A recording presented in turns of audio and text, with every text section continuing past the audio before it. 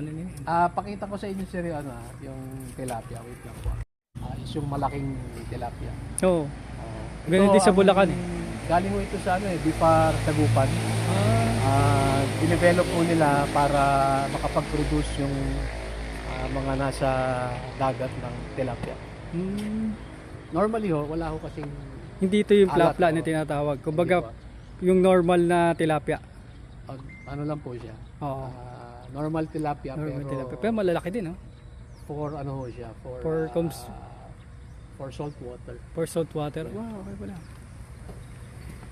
Ano ba advantage nung red tilapia sa ganyan tilapia sa brown? Sa gray tilapia? Sabi ho nila, mas masarap yung red. Okay. Saka sabi ng Chinese, pag kinain mo, swerte. Kasi pula. Kapag mga Chinese, gusto nila pula. Kaya kailangan buyer natin Chinese. Naniniwala sila talaga doon sa ganun.